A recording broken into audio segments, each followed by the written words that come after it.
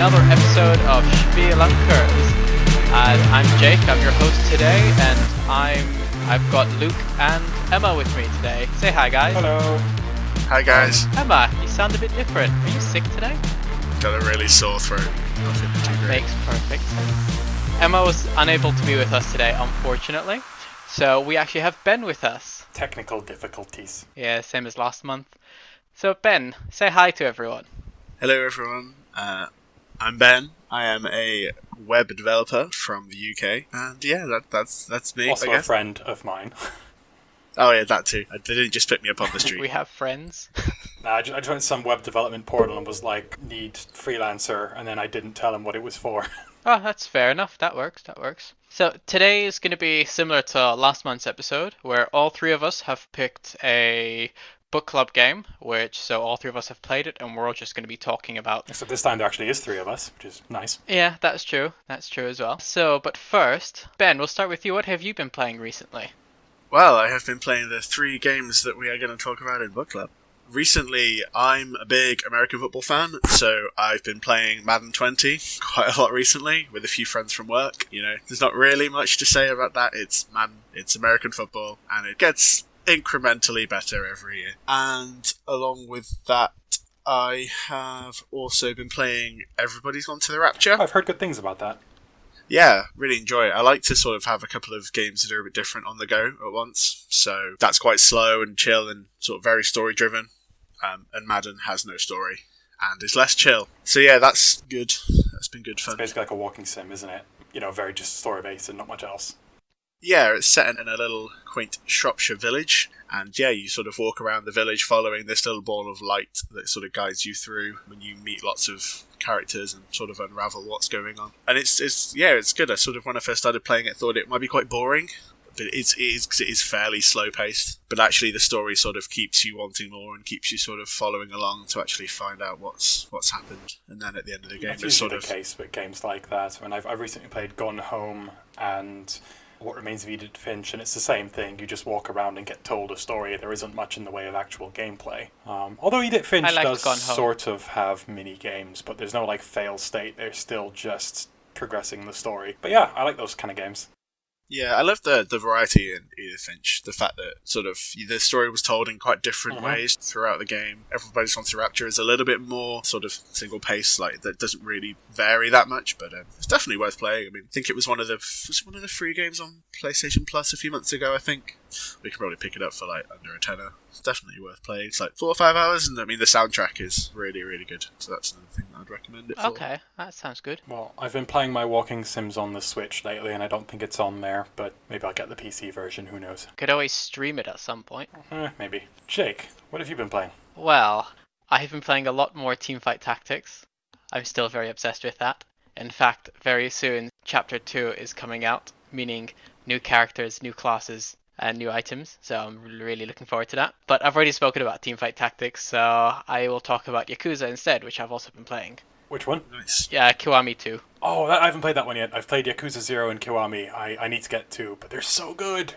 Kiwami 2 is better than 0 and Kiwami. Like, they've smoothed it out and fixed a few of the jittery things that might have annoyed a lot of people in the first ones. That's what I've heard. And the first ones are amazing, so this is like 10 times amazing. I've already got so much of the ultimate weapons and stuff in the game. Now I'm like in the last chapter, and I'm gonna mop the floor with the big bad guy because I've already like maxed out my character. Nice.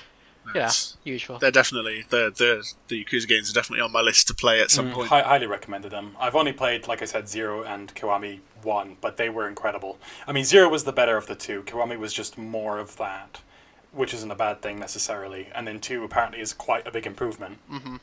And then after this, I'm gonna play Judgment, which is because you got a PS4, you lucky police bitch. officer. Yeah, and I've got Yakuza 3, 4, and 5 as well, but I'm just a little bit worried that after playing Kiwami 2, which is the newer game, playing 3 is going to feel like, what is shit? I think you'll be fine.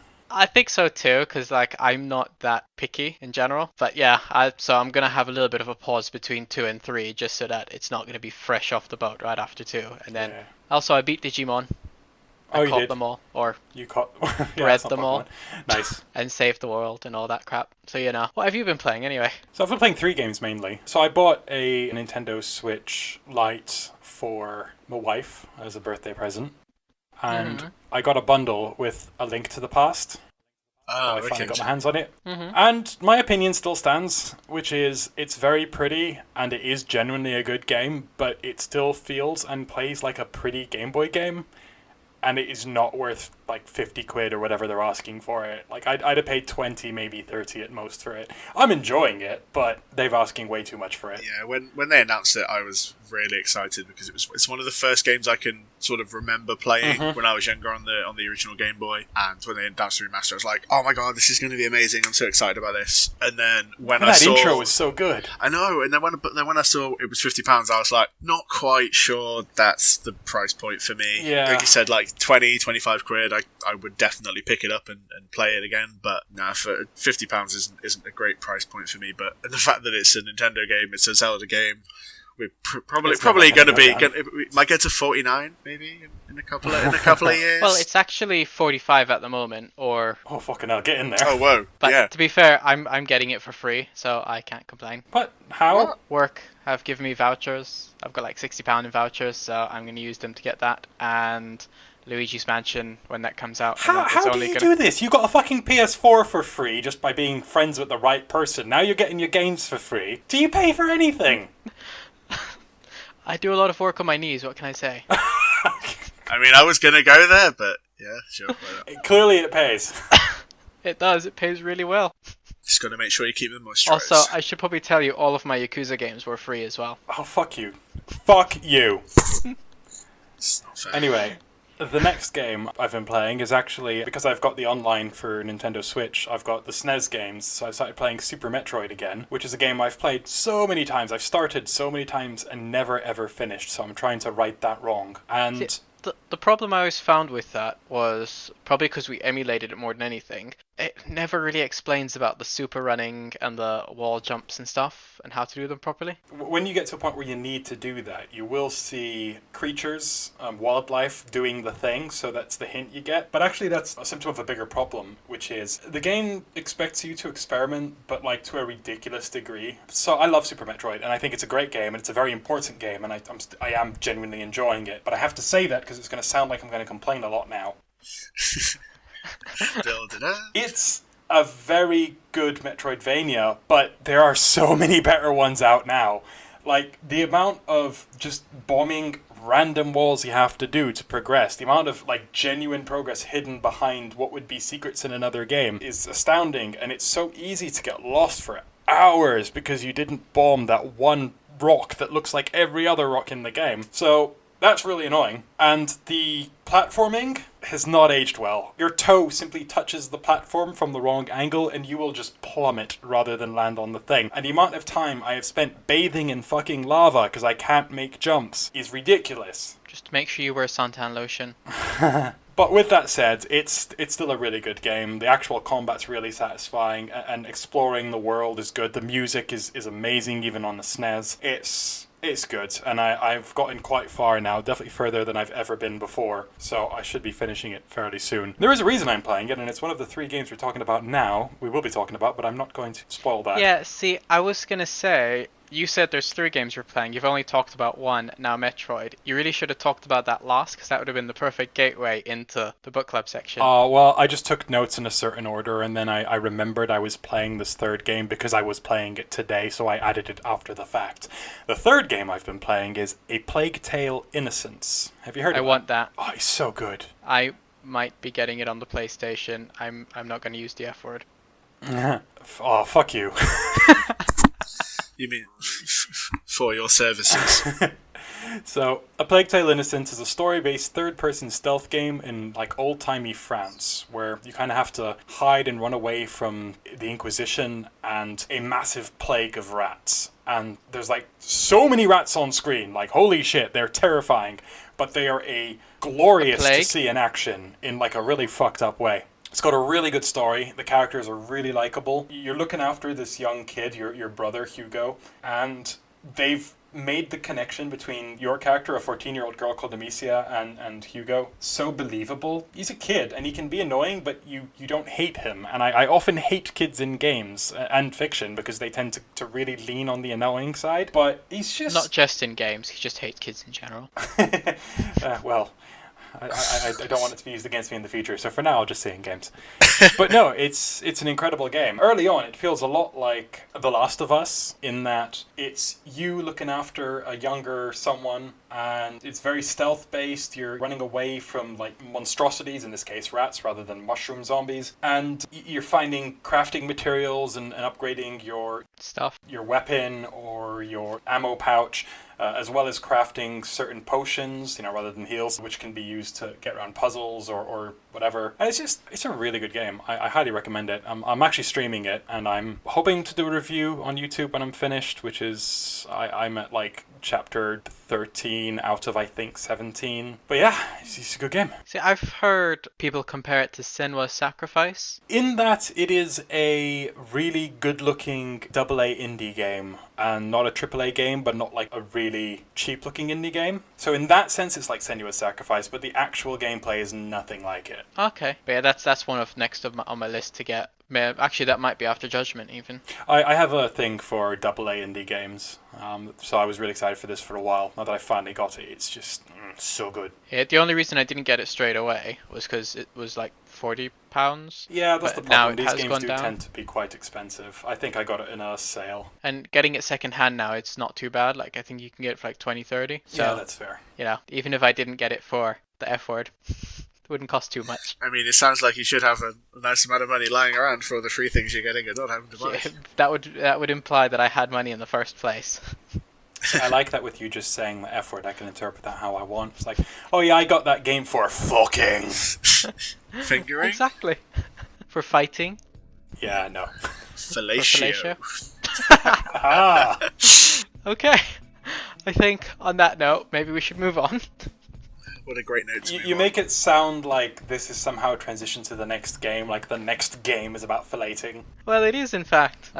Somehow. I don't know. I'm trying to think of a link between that and the games. I can't think of any. Just So announce instead, the fucking I'm game. just going to say, Luke, would you like to talk about the game that you picked first? Sure, I would love to talk about Deadbolt. So, Deadbolt is a 2D stealth action shooter by Hoppu Games. I think I'm pronouncing that right, I'm probably not. The developers of Risk of Rain and Risk of Rain 2, which are amazing games, so I've had very high hopes for this going in. You play as the Grim Reaper in a world where the dead don't always move on, and when they don't, they remain on Earth as undead. Zombies, vampires, that sort of thing. The undead are addicted to a new drug called Glow made from human bones, and it is your job to help them move on by shooting them.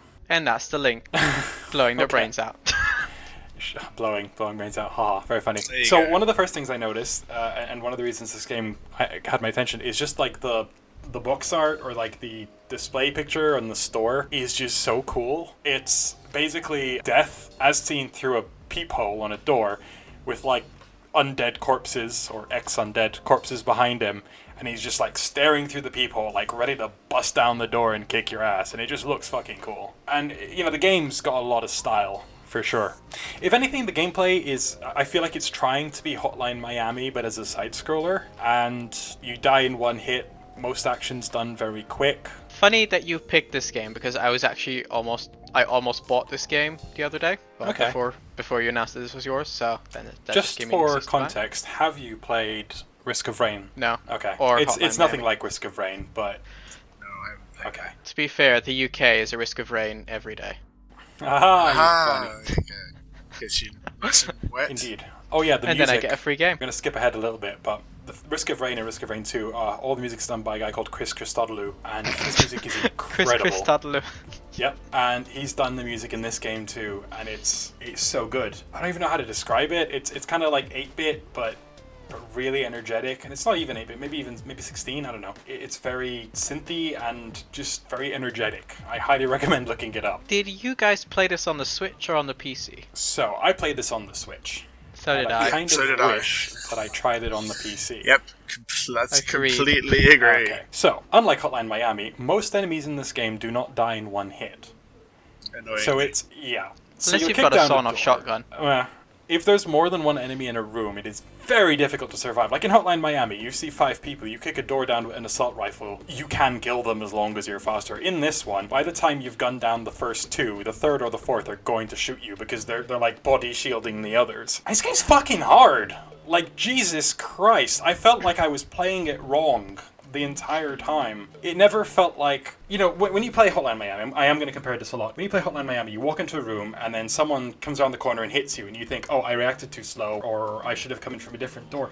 I did not get that feeling from this game. This game, I just felt like I'm playing it wrong. There is something I'm missing here, because I'll walk into a room and I'll headshot a bunch of people and then I'll still get gunned down. I'll go down from the other door, same thing happens. I'll go through one of the shortcuts, which I'll get in a bit, and again, same thing happens. It's just like smacking your head against a wall. This game is so fucking difficult. Yeah, and the learning curve is so I think steep. having a mouse would have made it a lot easier, because I think the level that I saw this the most in initially was the one with the headless zombies that have the heads not on the zombies, where the first time I did it, I got really far and then I got gunned down by a guy that I didn't realize was there. And then the next 10 tries, I did the exact same thing, but it never seemed to work. Like, I don't know, it must have been dumb luck that I succeeded. And a lot of the heads weren't like at eye level, whereas most levels before that I could just open door, aim, shoot, close door, open door, aim, shoot, close door. I couldn't do that because I wouldn't hit the head, so I'd have to open, aim, actually look at the head. So there's a setting that you kind of need to change in order to make it playable on the Switch, and I'm thinking you might have missed this. So is that auto aim? You aim with the left stick, right? So you press aim and you aim with the left stick. Now that, for me, it just doesn't work. You can set aiming to right stick so it feels more like your traditional move left stick right. And you can pre-aim when you're doing it that way because you don't have to worry about moving. So you can have the stick aimed in the angle you think you're going to need. Press aim and then suddenly you can shoot the head. That makes it a lot easier. Not as easy as having a mouse. But it makes a big difference. You can't actually aim and open the door at the same time. No, but what I mean is you can have the stick ready, so once you open the door and you press the aim, you're already aiming in the general direction you need to. But then you'll move and walk. No, because you'll have right stick aiming, that's my point. Oh, but then that means left stick is moving. Yeah, you can have a separation from the two. Okay, yeah, that's fair enough. Why that's not default, I don't fucking understand, because it's practically unplayable on left stick. I didn't realise that was a setting, so that... I mean, I want to blame the fact that I was so awful at it on that, but I really don't think it would have made that much of a difference. I was not that much better. So I actually beat the entire first chapter against the zombies, and then I got to the just before the last level in the vampires, and it just got... There was like a timed one, you have to beat the level in a minute, and it's just so hard. So that's as far as I got. So I don't know if you guys got any further or not, but I'm gonna assume not. No, I got to the vampires, but I think it was the last level of the zombies I was in, where the vampires are in it. But yeah, it just... I wanted to enjoy the game, but it felt more frustrating, and it didn't feel like I was learning anything when I kept dying. Yep, I have to agree. I did actually look it up on YouTube, and you can always see the mouse cursor in the PC version. So you can kick a door down having already placed the mouse on someone's head and then click. And it made the first few levels look so much easier. I mean, even in the first chapter, I was restarting levels like 20 times and up. It's so hard. I didn't complete the first chapter. I think I maybe got to like the second to last level in the zombie chapter. Yeah, I think like the last level that I completed, I think I had something like 59 attempts at it before I got it. And but I mean that's sort of like it's a testament to how difficult it is, but it also works because I didn't feel like I was being cheap-shotted. Like I didn't feel that like I was right, but the game had somehow beaten me. Like it was just me being poor rather than just you wait. There's one level. So for the most part, I sort of agree with you, though I still feel like I wasn't getting the game in a way I would get a game I like. But there's one level where the game just straight up fuck you. There's invisible enemies, right? So you walk into a room, and when you get close, they'll appear, and then you can shoot them, and you know, they're annoying, but there's enough of a delay between them appearing and them shooting you that if you're quick, you can manage it. And if you've played the level before and you know where they are, you can pre-shoot and kill them. Anyway, so you're doing this whole level, and you kill everyone. You've got to go from the bottom to the top right of this apartment complex. You get to the top, you open the safe you need, and then you head back, and just outside the door is another invisible fucker who there's no indication that he's there. The elevator never moves. There's no car coming in. It's just suddenly there's a guy and he's killed you. I was like, fuck you, game. That is mean. Yeah, that's not very nice. Especially if there's not like any kind of indication that they're there other than, oh look, they've appeared now and now you're dead. I mean, I'm like, I think I enjoyed in what I played on the Switch enough to be like, I might buy it on PC just to see how much of a difference it makes, because it's something that it's a bit left field for things I would normally play. Like I wouldn't normally play this sort of game because I mean, you read the Steam page and it says Deadbolt is an extremely challenging stealth action. I mean, extremely challenging are two words that for me is like no. So I managed to miss that when I picked the game. I mean, challenging? Like, happy for a challenge? Yeah, I kind of stopped at seeing the cool artwork and knowing it's by Hopoo Games. I didn't read anything else. I just saw that and bought the game. So, fair enough, the game at least advertises that it's that hard. It's not. They didn't exactly lie to us, but fuck it now. They mean it. So I'm going to describe it a little more, because we just went straight into the how difficult it is rant. So yeah, it's a stealth game. You can stand in the dark. You can shoot out light. You can travel you can shoot out lights? I just kept turning them off. Yeah, well, if you shoot them out, they can't turn them back on. Yeah, that might have made certain parts easier. I only realised you could shoot them by failing to aim when I was trying to shoot something, and then all of a sudden the light turned off. I was like, okay. So this is... I had a similar thing. See, my aim was just always good, I guess.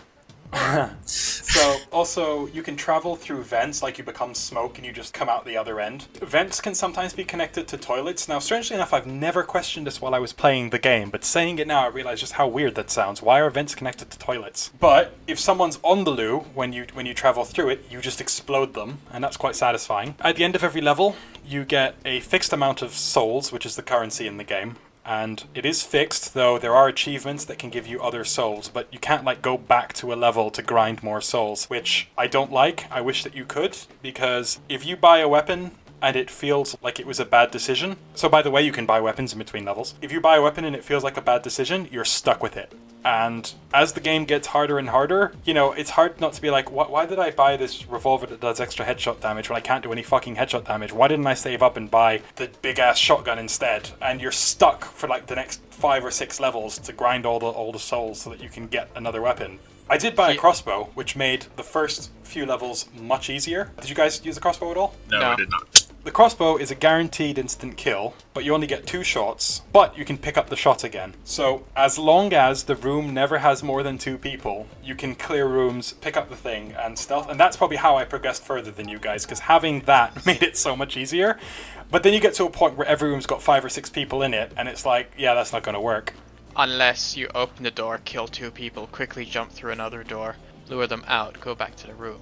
Pick up the things. In some cases I did do that and I managed to, but not in many. But no, I really want to like this game. It's so stylish. The music's really cool. The graphics, it's a cool looking game. I love the other work from these guys. But I don't know, the extremely challenging thing, it doesn't feel like a well-balanced extremely challenging. It just feels rock hard for the sake of being rock hard, and I really struggle to enjoy that. I think if you could progress far enough in the game where you could buy something that made you die in 2 shots, I think that would make such a big difference, because, okay, I didn't get very far because of the sort of, you get shot once you die, but I feel that, if even that was 2 shots by default, or if you could get something that would make the game more palatable. Yeah. I also didn't like that some of the enemies, they'd hit you from miles away just because all the doors were open, but then if you tried to hit them, you probably wouldn't. Yeah, but to be fair, their accuracy will be very bad. It's just they might get a lucky shot, because from a distance, they do miss more than they hit. But they only have to hit once. I did find that you could, exactly. I mean, playing it handheld on the Switch, because you're sort of playing from a sort of fairly zoomed out perspective anyway, I did find it quite difficult to, see the enemy bullets, and sometimes even spot enemies in cover. When I docked the Switch and played it like that was so much easier. So maybe something to be able to control the zoom level would be quite interesting as well. It could be handy if you had if you pressed R3 you zoom in and it's only your character in a couple of rooms. Press R3, it'll zoom out and show it all again. Yeah, so that could really work. Plan. Oh, that could work as well, because if the enemies are suddenly bigger, then there's more than just 2 fucking pixels to do a headshot. Yeah. Yeah. Yeah, I mean, like the character that gets introduced like 3 or 4 missions in, where it's like he only dies with 2 headshots. It's like the thug. trying to aim, and then like don't get. He always took 4 or 5 headshots from me. It's like don't get too close. So were you actually aiming for the head, or were you just holding it until it locked on? I aimed for the head. Yeah, okay. Because at first I just thought simply locking on counted as a headshot because I didn't realize the game expected you to aim. So it wasn't until much later that I started to understand how headshots worked. And those guys just felt impossible because the amount of fucking shots I'd pump into them before they died because I hadn't really understood how headshots worked yet. I mean, there's one level where there's like, it's the first one where you have to go and kill a specific named person. I think it's called Puff. Yeah. And there's like 3 of the thugs on that level, and you get like a Tommy gun, I think. And it's just like, you just melt. You just rinse all of the bullets in that Tommy gun on one of them because it's like, it's just so inaccurate. And then the others come downstairs and you're like, well, I've got 1 other revolver bullet left, so you may as well just take me. But then you grab the sawn-off shotgun and then you blow their faces off. Yeah, that's true. Yeah, that's kind of, that does work if you kill them and use their sawn-off shotgun, but... Because like the level that I mentioned where you fight the first headless guys, I'd kill the one brute, grab his sawn-off shotgun, climb all the way upstairs, and as soon as you go through the stairs, blow off the other guy, grab his sawn-off shotgun, quickly disappear, wait till the alarms are done and the people have stopped looking for you. And then there was one room where there was like only 1 person left in it, and it was... So I quickly open the door, blow that one with the sawn-off shotgun, and then die about 20-30 times before I finally figured it out. The way you described that series of events, it did sound like Hotline Miami. You know, I kicked down the door, I killed that guy, grabbed his gun, threw it at him, shot him, whatever. The game is much slower than that, like, because you have to hide in the dark, because you have to... I mean, there's apparently a cover system, but I've never been in a situation where I got to cover before someone killed me, so it was always a case of try and kill them before I can move. Yeah. So I'm not sure if the cover works at all. I think I used the cover once and got shot, so I was like, well, let's not use this again. Yeah. I do want to talk about enemy variety, though. The enemy variety in the game is pretty cool. So yeah, you know, you've got your typical zombies, some that use melee, you've got zombies with guns, you've got the big buff zombies who take a lot more hits and have a double-barreled shotgun. And then when you get to the vampires, things get interesting. Oh, and there's the headless zombies. So basically their head is placed somewhere else and their body doesn't see, so you could walk up to the body and stab it or whatever and the head won't know what to do with it. Or you can just shoot the head and they'll just drop dead, which is kind of cool. There's the hellhounds as well. There's hellhounds. They're annoying because before I realized that you had to physically aim down, I've just like keep pressing the aim button to try and lock on, and it would always lock at the the zombie behind them, and I'd get killed. That happened so much. But yeah, you've got vampires in the second area, and they're really cool. Like, they'll be walking on the ceiling, and then when they see you, they'll either shoot at you or just jump down, which is kind of cool. There's special kind of vampires which have their soul or something in a bottle. So if you kill them, they'll get up after like 10 seconds. So you have to find the bottle and destroy it. And sometimes it's in a different room. So that's pretty cool. There are invisible enemies. There's the invisible ones, yeah. So yeah, I mean, the enemy variety is cool. If it wasn't just a case of they've got too much health compared to you, I would say they make for a lot of really cool enemies. But when you die in one hit, having any enemy that takes a fucking 2 clips, it feels unfair. Yeah. I think, like, going back to what I said before, like, if the game was, like, maybe 10% easier, or, like, you could take a couple of hits or whatever, like, I would definitely want to carry on playing it, but I got to the point where I'm like, it feels difficult for the sake of being difficult. Like, they went to balance it, and they were like, hey, well, it's kind of balanced. It's theoretically possible. Yeah. I think I would have just been happy with being able to earn souls by going back to levels you've already completed, because then at least I can try out all the different guns rather than just get this massive like FOMO that I got the wrong gun and that I fucked myself over because I have to beat the next 5 levels to get another gun, but I have shit weapons, so I've got no arsenal. But I need a good arsenal to beat these levels, but I need to beat these levels to get a good arsenal, and it's just this really fucked up catch-22. I mean, even if you did the same levels again, you got like 10 souls for getting 1 star, 20 souls for getting 2 stars, and 30 for getting 3 stars. But you could get like those individually, so you could go into the level 3 times, get 1 star, 2 star, 3 stars, and get 60 souls. That's how I thought it worked. When I beat the first 2 levels, I went back to like 5-star them and got no extra souls. I was like, what the fuck? What is this? That gave me like no motivation to go back and complete them again. Like, I literally didn't care. I was like, cool, done the level, next one. Yeah. Yeah, it's kind of agreed. I went back to the first couple of levels after I got used to it and thought, okay, I'll 5-star these. Hopefully I'll get, I don't know, I had 4-starred it before, so I figured I'll get maybe another 10 souls. Nope. Just get a warm, fuzzy feeling inside. and I kind of wasted my money What? on a knife What that I happens? never really used. No, I used the knife a lot, actually. I thought starting the level with a stabby melee weapon was really good. Because you'd knock on the door, and then as soon as they open it, you just stab the shit out of them. Yeah, but I just used my gun to beat the shit out of them, and it worked just as well. Fair enough. The knife would be a lot quicker, though, so if people hear you, they're more likely to catch up to you before you beat them to death. I did find sometimes Fair when enough. you were like meleeing enemies, like you sort of hit them, and as long as you kept hitting them, they would eventually die. Like they sort of like they almost couldn't respond. So there's like you're just hitting this guy like 15 times, and he stood there just like, I'm gonna take this. Some of the more powerful enemies you cannot stun lock quite as easily, though. So they will just like you think you're about to kill them, and then they'll just shotgun you in the face. Like the brutes. Yeah, but the hammer works on brutes, just not the knife or guns. Anyway, I don't really know what else to say about this game. Well, I guess there's the big question, and that is... well, firstly, Ben, do you have any other questions for him? No? Well, it's not really a questions and answers kind of thing, because we've all played it. Yeah, I know. Oh yeah, that's true. Okay. Well, in that case, Luke, would you recommend it? I really hate saying this, but no, not really.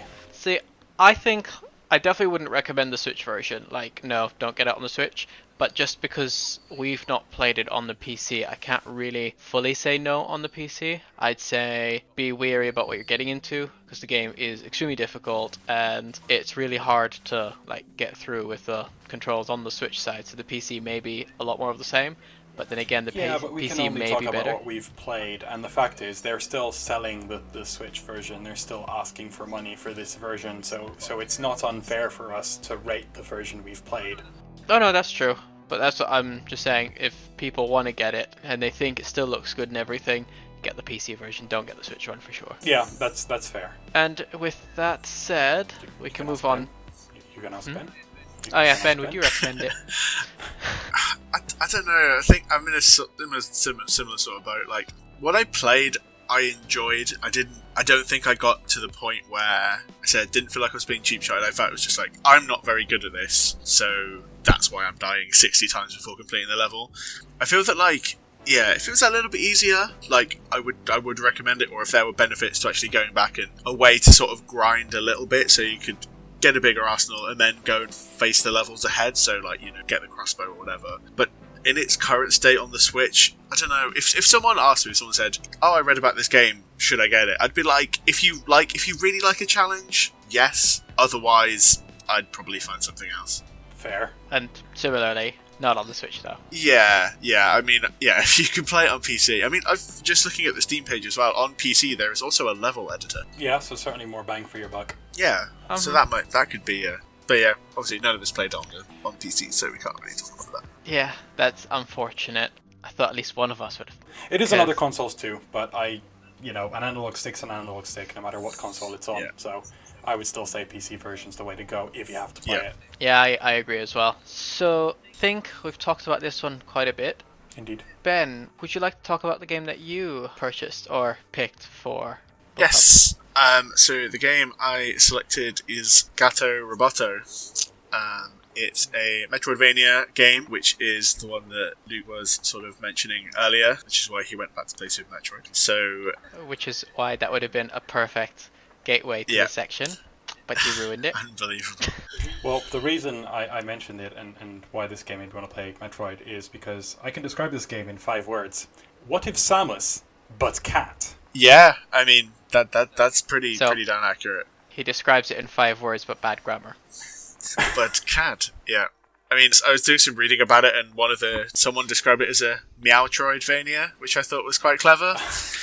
I saw that same review. And I was like, yep, cool, I could go with that. So it's by Devolver Digital and Doinksoft. So Devolver Digital have got quite a big back catalogue of games they've worked on, including Hotline Miami and My Friend Pedro, which is one that I've been tempted to get for a little bit, but haven't actually got yet. So you play as a cat who has crash landed with his owner, comrade, or whatever you want to call him, on a alien planet, and you are trying to sort of escape, basically. And as you, very early in the game, you discover mech suit. So your cat now has a mech suit, and as you progress through the game, you get various power-ups and fight various bosses. And you can also, which I thought was a nice thing, was you can get out of the mech suit and play as the cat. So there are certain areas where you have to go through small holes that the mech suit won't fit in to unlock certain bits, so you can come back with the mech suit. So yeah, that's brief summary, I guess, of what it is. See, one thing I have to say is it's like Emma is here. I mean, we've got a game with a cute cat. That's usually her forte. Again. Yeah. If only it was a cat point and click game, and then it would be like peak Emma. Yeah, true. I liked that in this game, you don't get upgrades for the cat directly at any point. Mhm. Like the cat is always just a squishy cat. But Yeah, I agree. I do find it very unrealistic that a cat would go through all this. If this was my cat, he'd be asleep. I was going to say, there's no like room where you go to the save room and he curls up on a chair or whatever. Well, you see, yeah, the way I imagine this working, the owner would be like, right, Fluffy, whatever the fuck your name is, you need to save me, go get the mech suit. And the cat's just like, yeah, fuck you, I'm going to go explore over here and like sleep for 10 hours. Yeah, or like the first time that the cat comes across anything shiny, he just gets out and starts like knocking it around. Yeah. So I will say, I've been playing a lot of Metroidvanias lately, but I've noticed most Metroidvanias these days tend to lean on the Vania side of Metroidvania, mainly because they have a lot of inspiration from Dark Souls, and Dark Souls is a lot more compatible with that side of Metroidvanias, so games like Blasphemous or Hollow Knight, that sort of thing. So it was nice to play one that leaned way more heavily on the Metroid side of things. The only other recent game that does that was Axiom Verge, which I also really like. I've not played that one. Yeah, So I've seen it, and it's one that would get after playing this, but I also played this. I own it. Is it That's free? It. Fair enough. No, Yeah, I Epic actually gave bought it this one.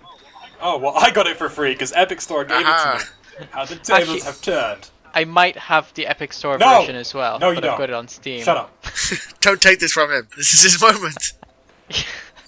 See, the sad part is I didn't finish it, and if I want to finish it, I'm probably going to buy the Switch version because I play Metroidvanias way more on Switch. So, you got it for free, but you still have to pay. Yeah. See, I don't have to pay when I'm playing my PlayStation games that I got for free. Bite me. You're a bit far away. Right. Have you guys beat the game? How far did you get? Took me 3 hours. So you did beat it? Yeah, 100% got everything. Did you guys Same. find the secret birthday room? No, I don't think I found a secret birthday room. What about you, Ben? No, I didn't. I completed it, but I didn't get everything. I think it was like 85%. I think I must. 90-something. I got all the collectibles, but I think I missed a health upgrade somewhere. Yeah, I think I must have missed a few cartridges and a health upgrade. How much health did you finish with? Oh, I can't remember, but enough. Yeah. I think you finished with 17 health, I think. Oh, okay. I must have missed a few then, because I only finished with 13. And the last health upgrade is you need all the cartridges to be able to get it. It's in a long path that needs the unlimited jump power-up thing. But in one of the rooms, there's thingy that looks like a ladder, which I noticed in several other rooms there's a bit of background that looks the same, but in this one, for some reason, I jumped up to it, and then realized that I can enter it and jump up, and then it takes you to a long path, which then ends at a computer, and if you press it, then it's a happy birthday message. That's cool. Cool. I did not find a secret birthday room. It's actually not on the map. Once you get back there, if you go back to the map, you don't see it still. So it is the only completely secret area that I found. Okay. Did you guys pay much attention to the music at all? Other than it was good, but no. Yeah, it was pretty solid. I think it sort of peaked and troughed with the game, which I thought was quite good. I agree. I noticed that at least one of the songs, one of the most common songs, probably like the main area, it had this kind of bass in the background that sounded like a purring cat, and there is no way that's a coincidence. Oh, I didn't. I noticed the bass, but I definitely didn't notice that. That's interesting. I think he might be a little bit crazy, so he just thinks he's hearing cats. Yeah, cats on the brain. In this game that's entirely about being a cat. It's entirely about being a mech, which just happens to have a cat in it. But then you can leave the cat and not control the mech anymore because you are controlling the cat. So 100% of the time you are a cat, and only about 80% of the time you are a mech. And then about 10% of the time, I guess, you're also a submarine. Technically still a cat, though. Well, that's my There you point. go. It's a game about being a cat. Who somehow knows how to use mechs and submarines. Well, I mean, it's the future. Mechs are clearly built for cats Cat as well. consumption. I did like the boss in this, but I found it very amusing that it was a mouse, Yeah. Yeah. and I liked the story. It was silly, but It the was whole surprisingly a good story for for a game that had very little story, but you eventually find some computers that tell you what's going on, and then you get the reveal at the end. And yeah, it's surprisingly. I mean, it's as silly as you can expect for a game where you play as a cat in a mech suit, but it worked really well, and it's a little bit emotional. No, yeah, I liked it, and the ending was kind of sad. The last boss fight, Yeah. and the doggo. I like doggos. Yes, there's Maybe- a doggo involved. Maybe they'll make a doggo Roboto next. That's a good name. I'd play Yeah, that. I would play Doggo Roboto. Sequel also, time. the game has a dedicated meow button when you're a cat. That's always nice. Yeah, that was amusing. I was hoping that would have actually been useful. No, I think it's Somewhat. funnier that it's not. That all you do is just the- meow, meow, meow, meow, meow. I mean, there was. It's the fire button, isn't it? I mean, there were some bits where like it was like enter the password, and it would have been cool if it was like you have to actually meow. That would Like be even fun, just yeah. like Yeah, tiny little especially- things like that. Like just because it's like it's then just have a little tiny bit of value. And the fact that the password was meow. Yeah, that was great. Yeah. Go and get this password decoder. Go and do all of these things. What's the password? Meow. Ah, yes. But I think the cat changed the password because of the way the text appeared. It didn't just say meow. It sort of was like asterisk, and it sort of changed, and then it became Oh, meow. okay. So it looked like he might have changed it. Maybe. I think that was just more a case of not showing us the password to spoil the joke. To not spoil the joke. Well, we spoiled it now. Unbelievable.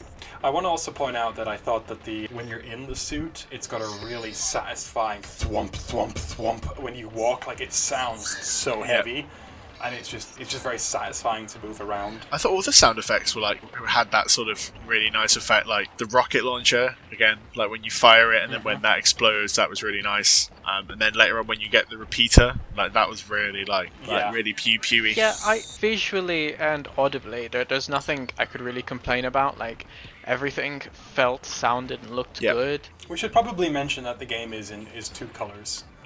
Pretty monochromatic in that you've just got black and white, and then when you get a collectible, you can switch the two colors into like Game Boy mode, so it's black and green or something. But Yeah.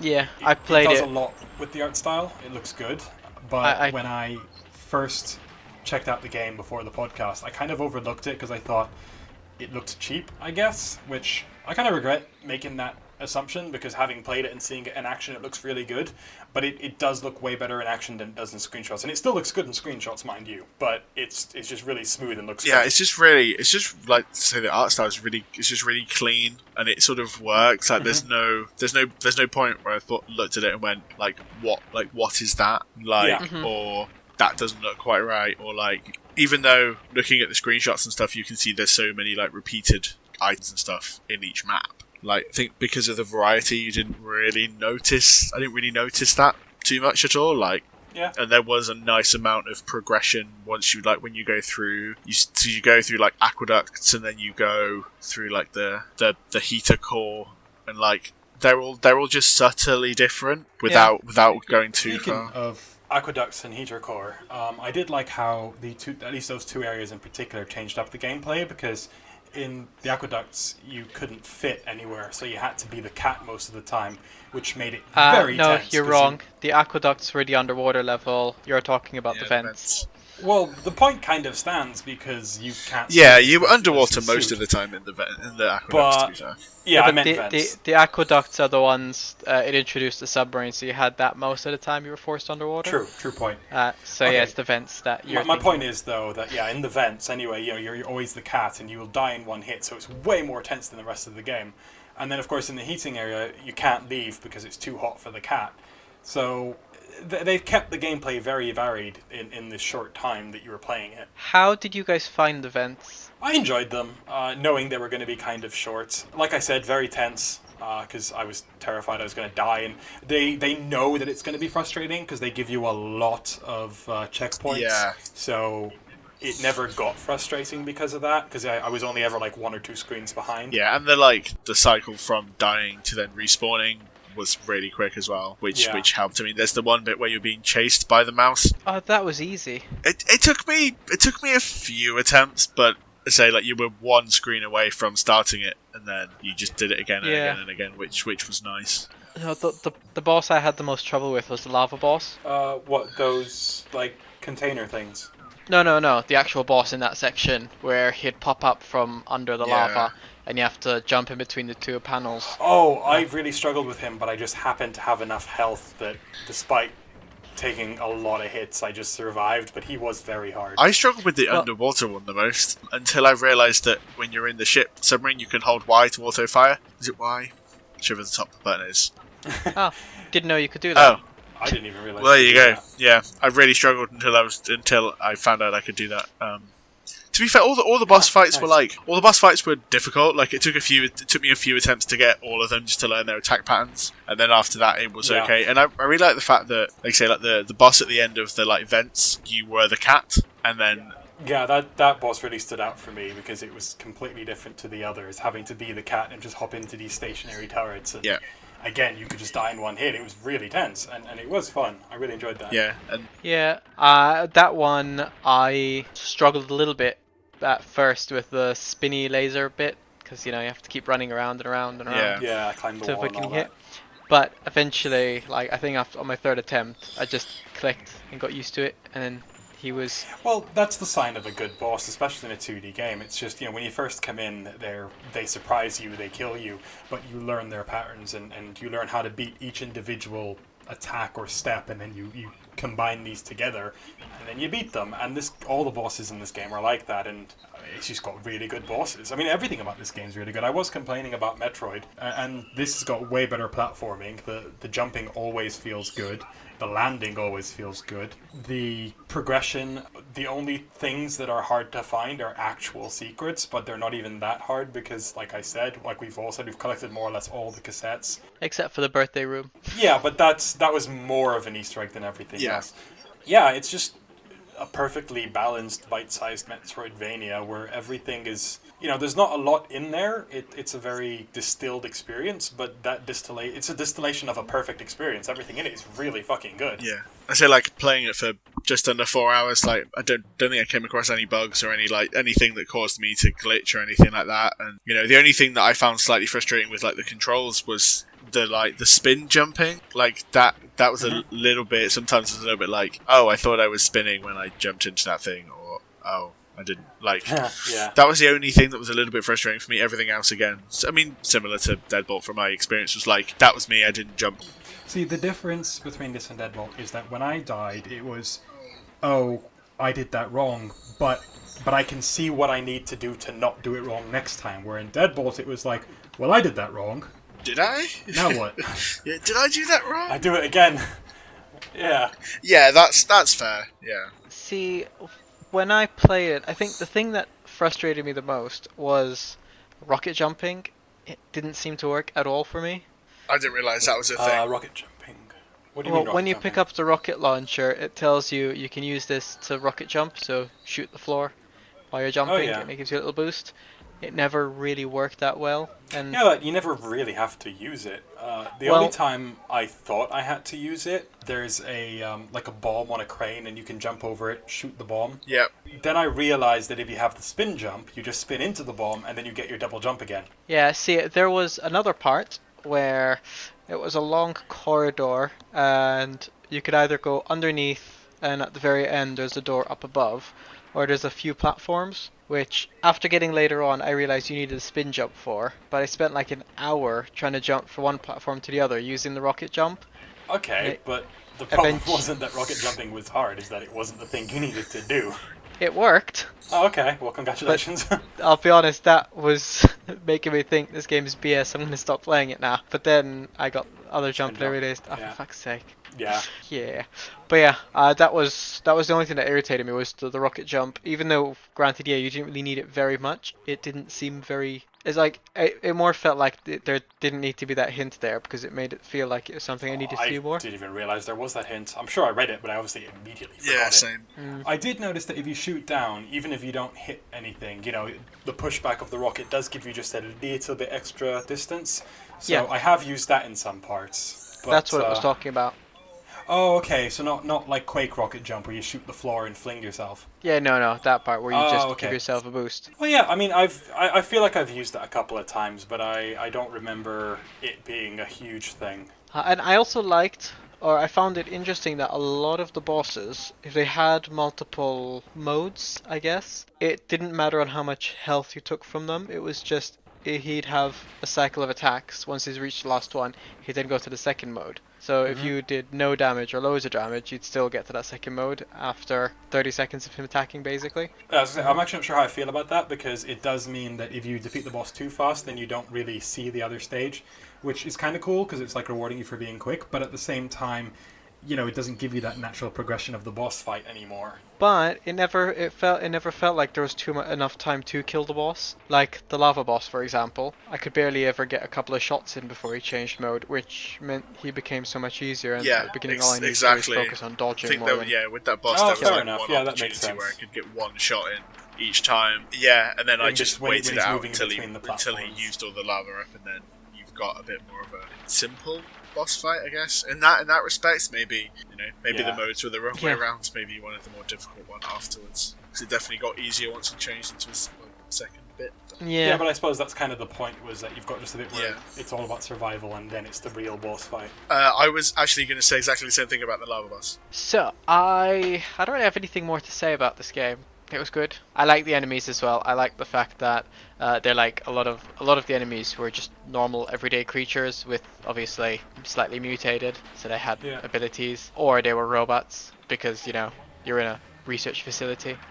Oh, at one point, right at the end of the game, I started to get really concerned because the story talks a lot about moving people's consciousness into creatures, and I started to see all those caterpillar things and think to myself, a lot of the time they just exist around the corner, and they're not even in your way. Why are they even there, right? Are they the crew?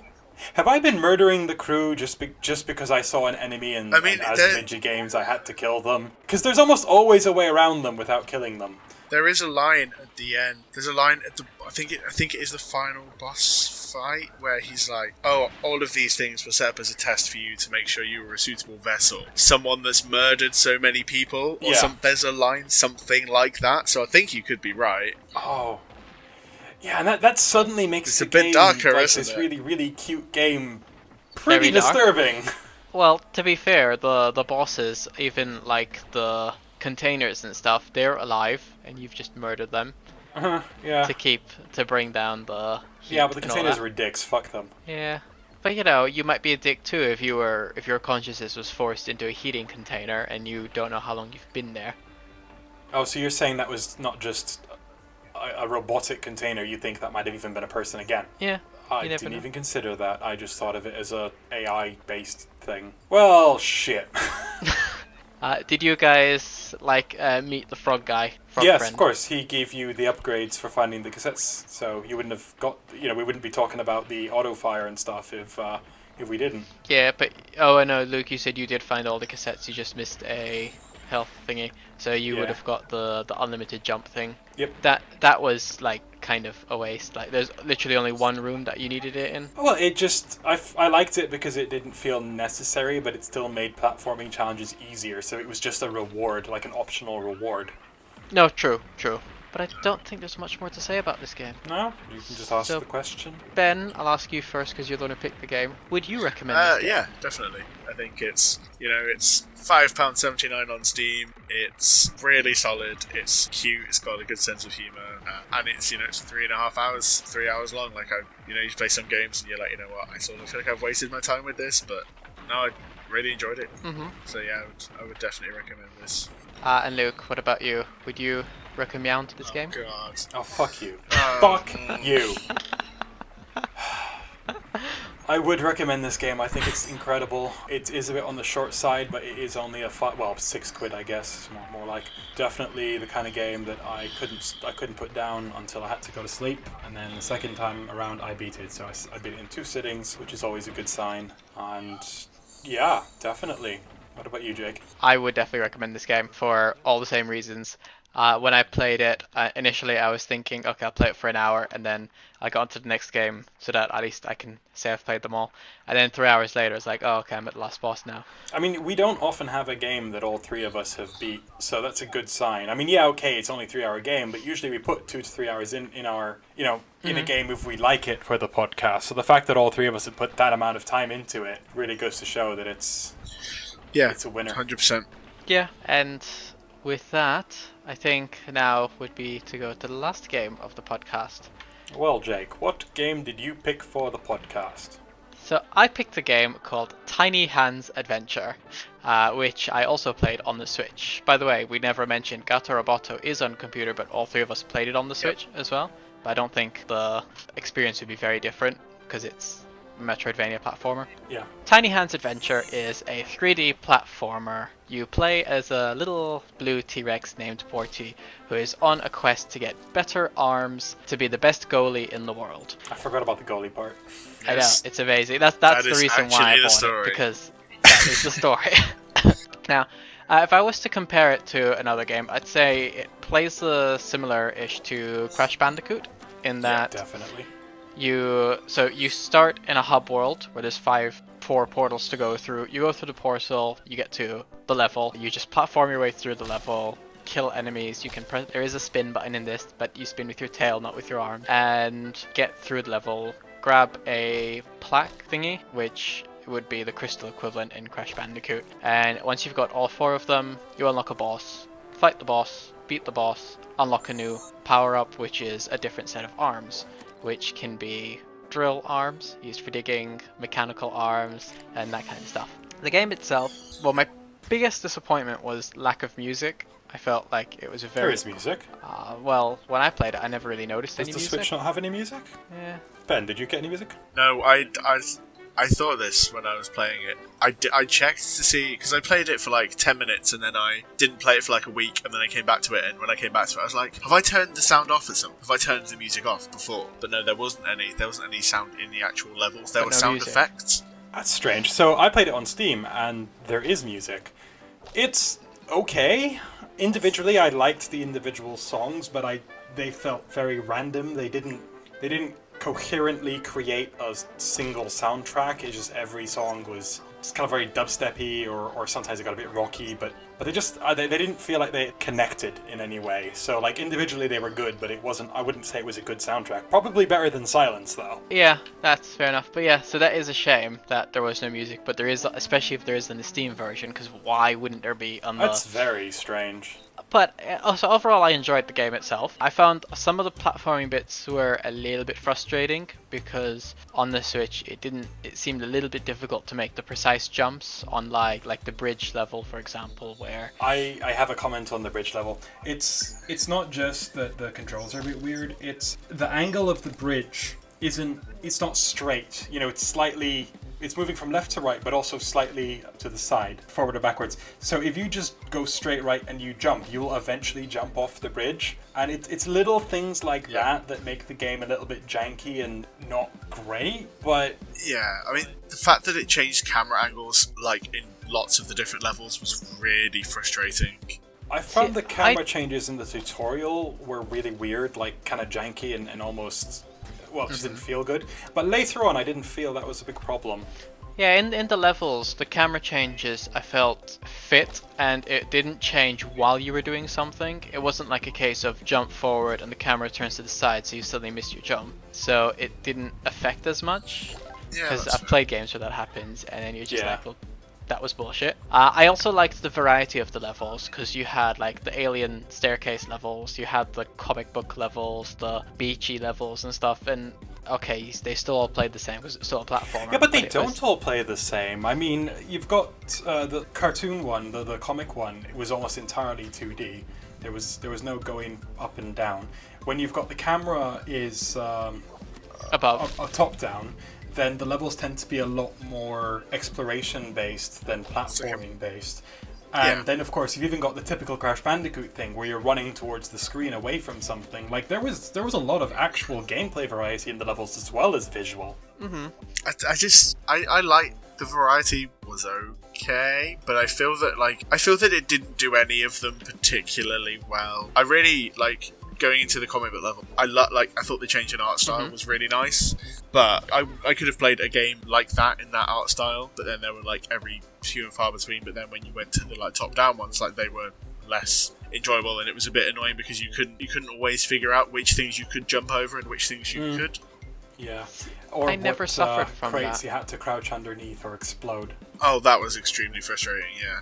The only way I figured that out was by running into them. Be like, oh, there's a gap there, so I need to jump. Found that as a problem. It wasn't terrible. I lost one life and then I learnt my lesson, so it was fine. One thing that did frustrate me a little bit is, which I don't know why, because a lot of platformers are the same, but the fact that you've only got one hit point. Unless you get a shield, you can't pick one up. Yeah, I know, true. But like, I think mainly with the bosses felt a bit cheap, some of them. I did enjoy them though. I thought they felt very Crash Bandicoot in the way you had to defeat them. I enjoyed them, but like the speedster boss, the armadillo, at the end, his last hit, he gets like a lot faster, a lot more painful, and it's harder to dodge him, a lot harder. Yeah. And it felt like, well, that was just cheap because the tactic I was using has completely stopped working, and not a case of being better, it's just a case of, oh, getting lucky, jumping out of the way just in time, kind of thing. I didn't have quite as much trouble with the timing for him. I think I beat him. He was the after a boss I had the couple most trouble with. Oh, fair enough. But yeah, I did enjoy the laser boss. That was amusing. The guy in the middle. And I did find the conversation. So, the English in this game It's fucking awful. is Oh not my God, good. It's so bad. It's not great. I mean, the things you collect in the Shapes. levels.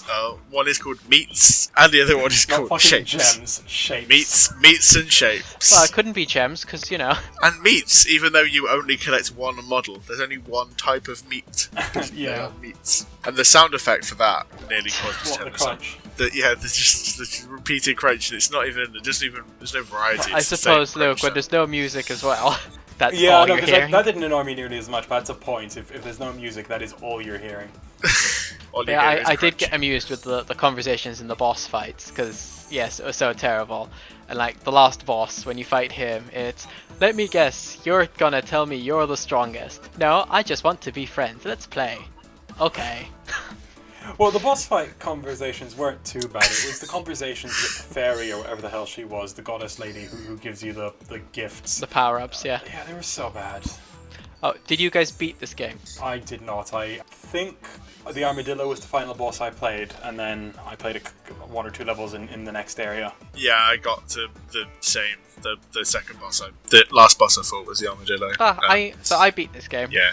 Because, like I said, I enjoyed this game. And the final boss is actually the fairy bitch lady. Oh, what a surprise. All it Plot is twist. you get into... So she's the boss with the biggest variety, because all the other bosses, it's just a case of, it's the same pattern, essentially. They But do then- add something to each stage, so the boss is never boring. No, You true. know, It's a slight variation of the same pattern. Whereas with the fairy, it's a case of now you have to use each arm. You have to use a different arm in each stage Oh, that's to good. get through it, kind of thing. So That you makes get used to sense. using all the arms. Yeah. I did want to talk about the arms, actually, because I like the way that early levels will have side paths that require, or secrets that require the use of an arm you don't have yet, so you're very encouraged to go back and replay your levels. It reminded me a lot of Ape Escape. Yeah. Yeah, true. Unfortunately, even though I beat the game, I didn't really go back to the first levels and such, because the game was good, but without any music or anything, I didn't really feel pumped to go back to it. Yeah, I'm glad I got the Steam version, because I'm really surprised by the lack of music. Like I said, I didn't think the music was amazing, but it still It was would have there. made a difference. Yeah.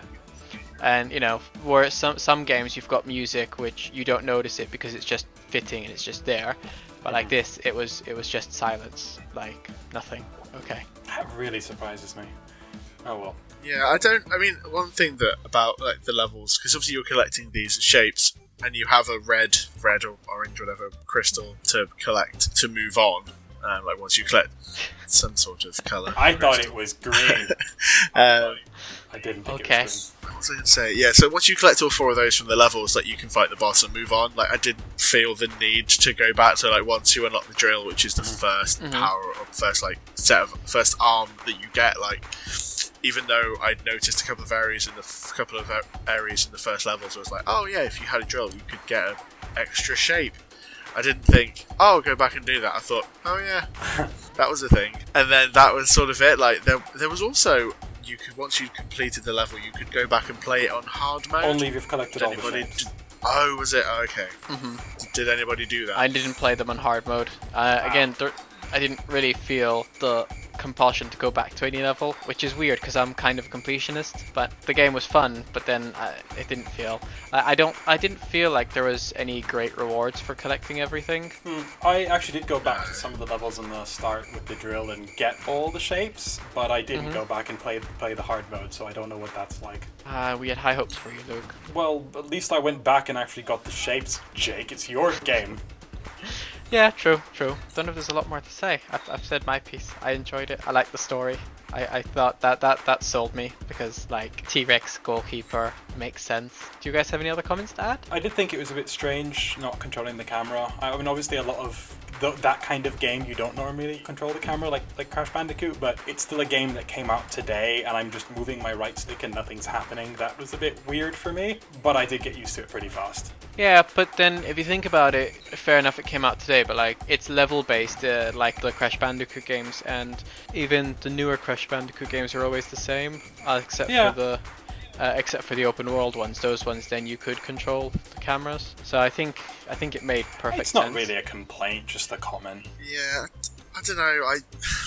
I struggled. I did struggle to get on with this. Like, I played the first few levels and was like, oh, okay, this is alright. Sort of, obviously very inspired by Crash Bandicoot. Very bargain bin Crash Bandicoot. Yeah, exactly. And then as you go through, so you get the different level types, and again, it's like, okay, I think it's something that, you know, it has a fair amount of like potential. I feel that it's almost the sort of opposite of Gato and Roboto, where like that very much knows what it is and it does what it is very well, whereas this game sort of, okay, it's a sort of platformer, but it tries to do a few different things and doesn't really pull any of them off that well. So I'm not sure how much I agree with that, because if you look at its inspiration, which is Crash Bandicoot does also have a lot of variety in the levels, and I think it's just trying to emulate that. So it still knows what it wants to be, but it just didn't have the polish of the kind of game it wants to be. Yeah, I don't know. I think I was just put off by like a lot of the difficulty in the game comes from the placement of the enemies. So you're like jumping along and you're like, oh, I'm doing okay. Like, oh, there's something in the way, I'm dead. Cool. I did have the first boss. There was in the second stage, I think. Maybe it was the third stage. The third stage. They put a frog just next to him, so you platform perfectly, and then you don't see it, and you just walk up and die. And I thought that was really cheap. Yeah, I did find that there were a few enemies that don't necessarily look like enemies, because they're so tiny, like little spiders and that, which you'll die a couple of times and you'll realize, oh, that's what's killing me. Oh, for fuck's sake, okay. Yeah, I've walked into some very stationary frogs and died a few times. Yeah, so then I got to a point where, unless I'm platforming, I'm just going to keep spinning while I walk, which worked. So that was a bit of a pain, and like some of the platform jumps, like in one of the comic levels, I found there wasn't enough to make a running jump, enough space, but you had to be very precise with that jump, otherwise you wouldn't reach the other end. In the first comic, there was one area that I think is impossible if you destroy the crates, because I could not make the jump whatsoever. I had to actually restart the level because when I died and appeared, the crates were still missing. Yeah. So that was a bit annoying, but at least I could restart the level anyway. It wasn't like completely game breaking. Yeah, there was a couple of areas on the comic level where you can see the spike traps, but you sort of, I ran along and I was like, oh, okay, I can jump here, but then by the time I went to jump, I'd like sort of your foot just like touched the circle. Yeah, you like run into the spike and you're like, oh. Yeah. Now, the comic levels look really stylish, but they look better than they play. The main issue I had is what you just described, where you've got the spike pit, but it's not the spike that kills you, it's just touching the image of the pit. So it's really easy to misjudge and just slightly step on it or jump and just quite not land it. You know, like you're there, but a pixel of your foot has touched the pit and now you died. That happened a lot. Yeah. I think that sort of like, I think that sums up the game quite well. Like, it's stylish, like it's really bright, and the story's quite silly, but it's quite fun. But then there's the little bits of polish that it's janky. It's janky as it's fuck. just lacking. It is, yeah. It's just missing these bits. Like if like I found that like the UI doesn't match the game at all. The UI is okay, but the game's sort of very bright and very sort of cartoony. But then the UI is just like different. Yeah, that's fair. And again, it sort of just adds to the like jank of it, doesn't it? It's like I think on playing it on the Switch, like the loading text was off the screen. Okay. It was like slightly off the screen in the top right corner, so it was, it's Oh, I never noticed that. it's just like, I think it's ever so slightly off the screen. I don't know. I think with if it was, it just needs a bit more polish. And then, Yeah, so I agree with you. The only thing is I think the jankiness was less of an issue for me. I kind of have a high tolerance for that. So I actually went into this game with very low expectations. It just, I don't know, first glance it just looks like this is some Unity game put together real quick, put on the Steam store. It's going to be a bit crap. Why did you pick this, Jake? And then I started playing it, and I'm actually very pleasantly surprised with it. Like, it is janky. It is very fucking janky. But I can see the game they wanted to make amidst all the jank. You know, the levels are well designed, apart from little things like the bridge being at a slightly odd angle that you're going to jump off it every time, and having some slightly hidden enemies. But there's a lot of creativity to the level design and well thought, you know, design, just not all the way there. The bosses, you know, they're clearly inspired by Crash Bandicoot. They felt like like they were trying to do a Crash Bandicoot style boss. Again, there was a bit of jank, and that's just the whole game. I can see what they're trying to do, and I love what they're trying to do, but then there's a lot of, they don't quite have the skill or the funding, mostly skill, I think, to make that vision. But I can see it, and I appreciate it. Mm-hmm. Yeah, I think maybe my threshold was a little bit higher because I played this last, or I played it for 10 minutes and then I sort of played the bulk of it last. So I think I'd playing the other two games had been like, oh, okay, they're nicely polished. Whereas coming to this, I was like, this is janky as fuck. Yeah. But yeah, no, I completely agree. Like, I like what. Yeah, whatever you criticize, you can't say that the developer was lazy or didn't want to make a good game. Like, you can see a lot of shit on Steam where they didn't want to make a good game, they just shat something out. There's a lot of heart here, and I enjoyed it despite the jank.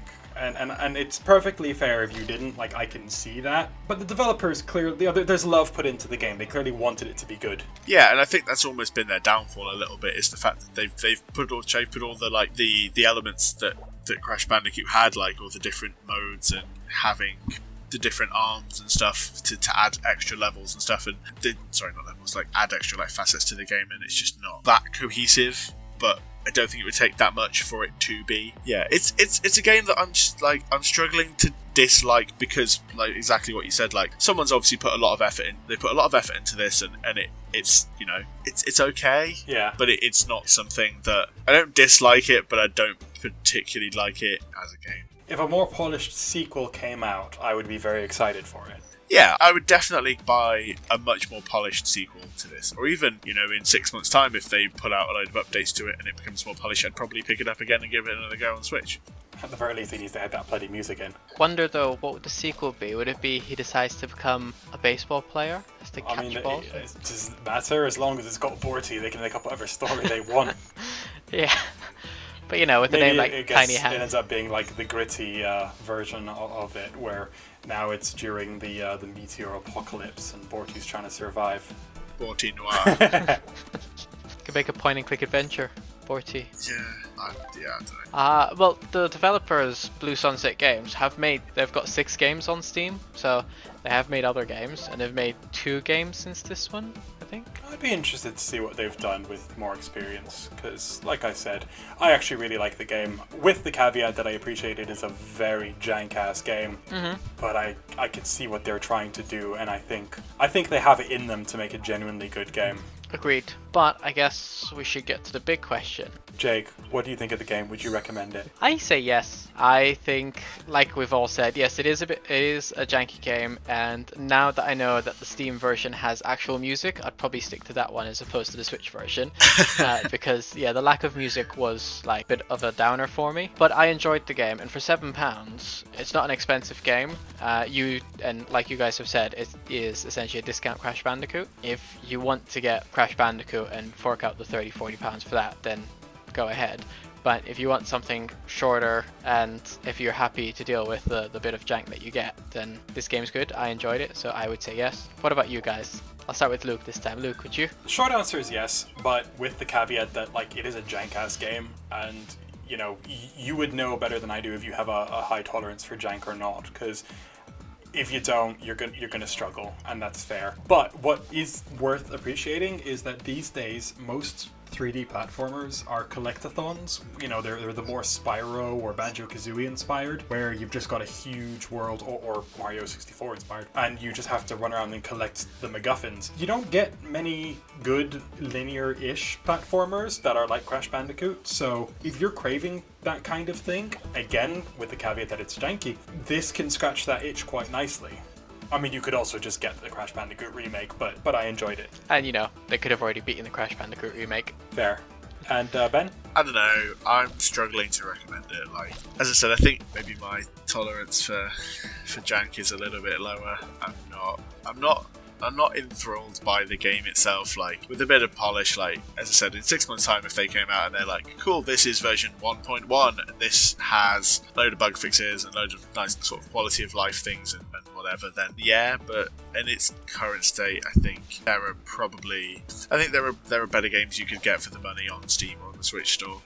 But like I said, I think what Luke said's spot on. Like, if this is the specific thing you're after, like if you're after something that plays very much like the original Crash Bandicoot games, and you don't mind it being a bit janky, then yeah. But personally, no. Totally fair. It's not. Definitely That's not my fair thing. enough. Well, also, I'm going to use the F word. I did get this for free. How? Voucher from work, which I converted into a Nintendo voucher, which then I used to buy all Suck 3 of your these games. dick. Jesus Christ, fuck you, Jake. Just you're fired. I'm gonna get someone else. Ben, do you want to be the new Jake when Emma gets back? Sold. Okay, I'm going to have to just teach him how to get free games now. No. Sure. I just won't make the mistake of telling him. Yeah. Yeah, I paid money for this game. But I love the I paid reaction. approximately 5 monies. 5 minutes. I just had Monopoly money in my pocket. I handed it in, picked the game out, walked out. They didn't say anything. Okay. Right, Jake, do you want to ask the same questions I asked you last month, or shall I get asking? You do the asking, because I don't remember what questions. Okay. So I'll start with you, Ben. Is there a game of the 3 that, not necessarily your favorite, but you're most happy that you've tried thanks to the podcast because you don't think you otherwise would have tried it? The Deadbolt and Gato Roboto I wouldn't have tried. To be fair, I probably wouldn't have tried all 3 because I don't play a massive amount of indie games. Okay. I don't get that much time to play games anymore, so I generally stick to like AAA stuff, which isn't the best thing in the world. But no, I really enjoy Gato Roboto, and Deadbolt was definitely something different for me. But no, I'm gonna go with Gato Roboto. Like, when I first started playing it, I was a bit like I sort of went to it like, oh, I suck at these games. I'm really not very good at this sort of Metroidvania sort of thing. But then after like half an hour, it's like, actually, it's a bit challenging, but it's not that difficult, and I ended up really enjoying it. So yeah, I'm gonna go with that. Nice. The next question was going to be, ignoring that just straight up, which one's your favorite? I assume it's the same answer. But is he allowed to pick his own game? Yeah, we're not doing that anymore because it's not show and tell anymore, so you can pick your own game. Okay, fair enough. Yeah, I'd say so, but I think I'm gonna go. I think I will give Deadbolt another shot. Like, if I see it on a sale for like 3 or 4 quid on Steam, I think I will pick it up and try it on PC. Or on the Just Switch, have to change that know, setting. Do I suck or does the Switch version suck? I must know. Exactly.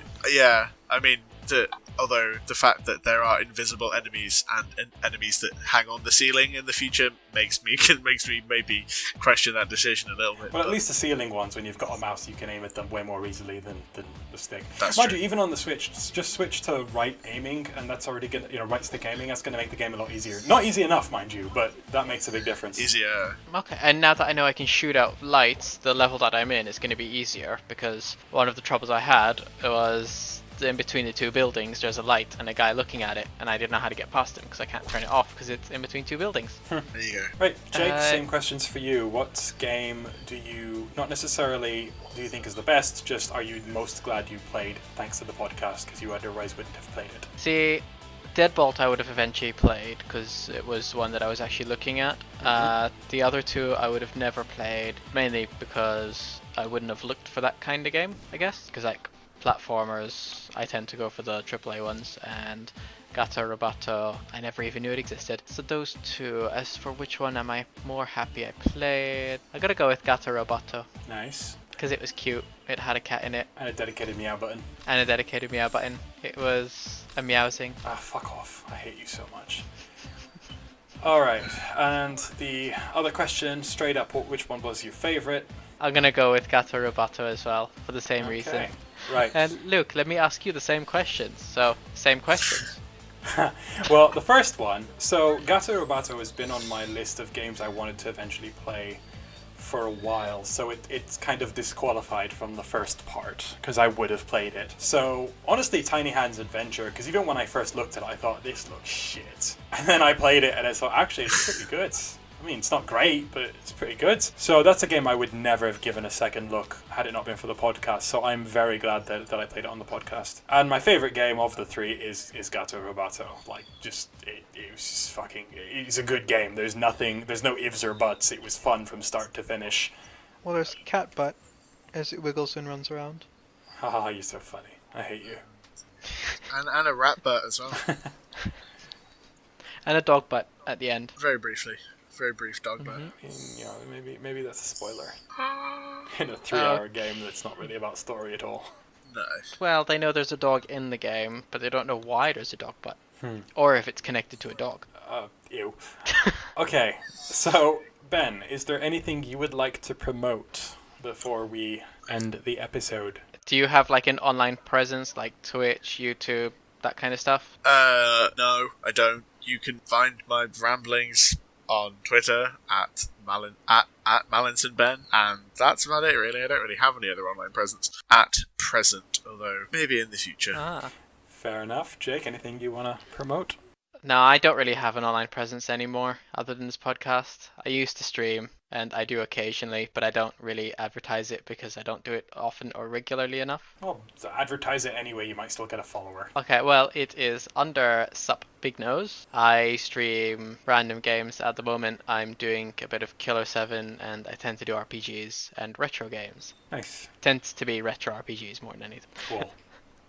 What about you, brother?